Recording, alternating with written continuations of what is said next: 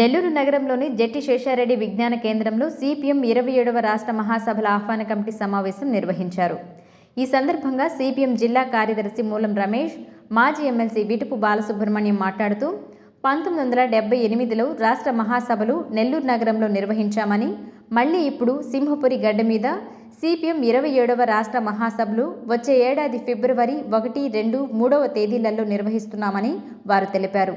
ఈ కార్యక్రమంలో సిపిఎం జిల్లా నాయకులు మోహన్ రావు, మాదాల వెంకటేశ్వర్లు, ప్రజా వైద్యశాల superintendent doctor Rajeswararao, lawyer association నాయకులు అంకయ్య, బివి రమణారెడ్డి తదితరులు పాల్గొన్నారు. మన జిల్లాలో అనేక ఉద్యమాలు నడుస్తున్నాయి.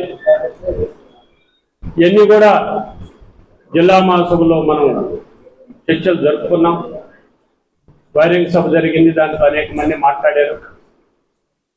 రాబో కాలంలో రాష్ట్ర మహాసభలు ఈ రాష్ట్రంలో ఉన్నటువంటి అనేక అంశాల మీద, ఈ ప్రభుత్వ విధానాల మీద,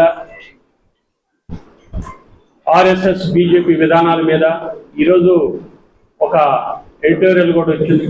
అనేక రకాలైనటువంటి ఈ భావాజాలాన్ని ఇప్పుడు ఉండేటువంటి ప్రత్యేక పరిస్థితుల్లో మనం బీజేపీ విధానాలకు వ్యతిరేకంగా భావాజాలాన్ని ముందుకు తీసుకుపోయేదానికి కానీ,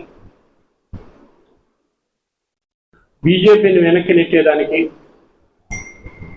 అలాంటి కార్మిక సమస్యలు, పేద ప్రజల యొక్క సమస్యల మీద, నివాస ప్రాంతాల్లో మన కృషి, ఇలాంటి అనేక అంశాల మీద కూడా రాష్ట్రంలో చర్చలు జరగబోతున్నారు.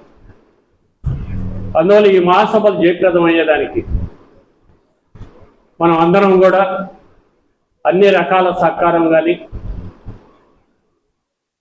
ఆర్థికంగా కానీ, లేదా మన అందరం సమన్వయంతో జిల్లాలో ఈ మహాసభల్ని జయప్రదం చేసేదానికి అందరూ సహకారం కావాలని తెలియజేస్తూ నేను సెలవు తీసుకున్నాను. మహాసభ పబ్లిక్ అటెన్షన్ని డ్రా చేయడం ఎట్లా, ఏదో మనము మన కార్యక్రమాన్ని చేసుకోవటము జయప్రదంగా అనేది మన అంతర్గతమైన విషయం.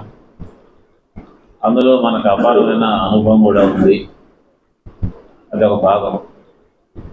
నెల్లూరు ప్రజానీకాన్ని, నెల్లూరు జిల్లా ప్రజానీకాన్ని మన వైపుకు ఒకసారి చూడక తప్పని పరిస్థితి కలిగించేటట్టుగా చేయడం ఎట్లా అనేది ఒక కీలకమైనటువంటి అంశం. దాని కొరక కొన్ని కార్యక్రమాలు ప్రత్యేకంగా